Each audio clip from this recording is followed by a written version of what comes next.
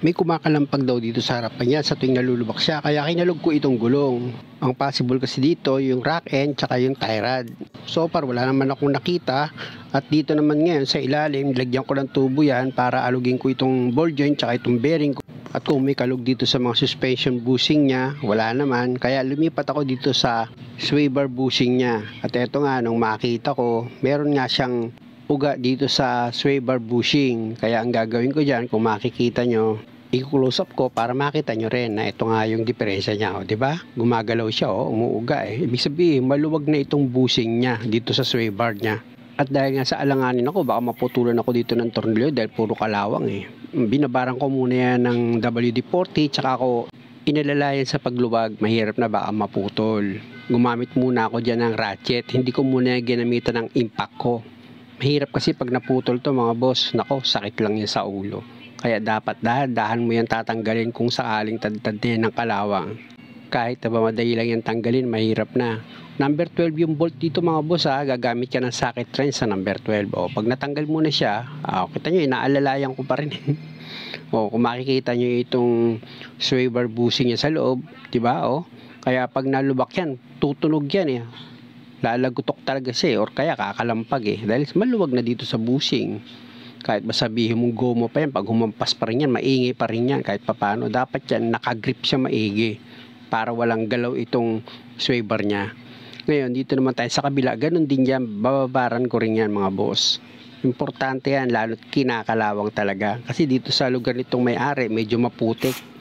Talagang hindi siya sementado, kaya ganyan ang itsura niya. Diyan, medyo ginamitan ko na siya ng impact kasi matagal ko naman na yan binabaran mga boss. O, tanggal na, di ba? Madali lang magpalit ng sway bar bushing nito mga boss. Kung ganito yung sasakyan nyo, madali lang. Basta ang diskarte lang dyan, matyaga ka siyempre. O, kita mo, maluluwag na siya. Kaya kapag nalulubak yan, lalagutok talaga na malakas. Kaya nga tinawag na sway bar yan eh, kasi talagang gumagalaw siya. O, nilagyan ko na rin yung paglalagyan nyo ng tornilyo mga boss. O, importante yan. Tapos yung bushing na yan, medyo pinahiran ko ng kaunting grasa. Dahil nga sa kinakalawang talaga itong itong sway bar niya. Tapos ito naman bracket dito sa bushing, nilagyan ko yan ng WD-40. Importante mga boss kasi kinalawang na to ng husto eh. Mamaya lumangit-ngit eh, kaya ayun ang inaano ko, umiiwas ako sa langit-ngit. Ganyan ang diskarte ko kapag yung lugar medyo maputik. Nilalagyan ko ng kaunting grasa yung bushing, pero pahid lang. Na wag na makapal yung magigitata, yung pinahiran mo lang siya. Tapos pag nilagay mo ito mga bolt, dapat huwag mong bibiglain pag impact ang gamit mo. Alalay lang, pitik-pitik lang. Mamaya mag-alangan ka eh. Kaya ako ginamitan ng impact yan mga boss. Naipakapit ko naman na yung tornilyo dito sa sway bar niya. Kaya wala nang problema. Kaya lang pitik-pitik lang dahil nga sa, siyempre nanigurado pa rin ako. Tapos lipat ka naman dito sa kabila, after mo mailagay yung bushing doon, dito naman, ganoon din gagawin mo mga boss. Ano mo lang naman yung bushing eh, ipapaklamp mo lang yan eh, nakaklamp lang naman yan eh. Tapos ilalagay mo na yung bracket niya. Siyempre kakapain mo yung nut niyan para mailagay mo itong bolt, kailangan nakasentro yan pag naglagay ka mga boss. Ayun pa naman yung ayaw na ayaw ko, yung makakalustrid ka. Sa awa naman ng Diyos, hindi pa ako naka-encounter ng gano'n sa ko. Dahil pag nalalaman ko nahihirapan na ako magkabit, hindi ko na tinutuloy. Gano'n din sa kabila, tingnan nyo. Gagawa ko ng paraan yan para may ilagay ko siya kahit mahirapan yung daliri ko. Wag lang ako makalustrid. Gano'n ako magtrabaho mga boss. Sabi nga, pagod lang naman yan. Maganda kasi talagang naipakapit mo na yung mga tornilyo bago mo siya gamitan ng impact. At least, pag hinigpitan mo, walang problema.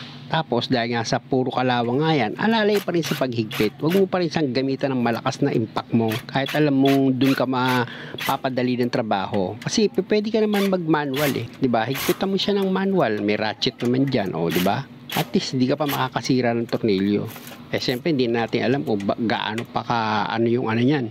Gaano pa katibay yung nut niya sa loob. Baka yun ang bumigay eh.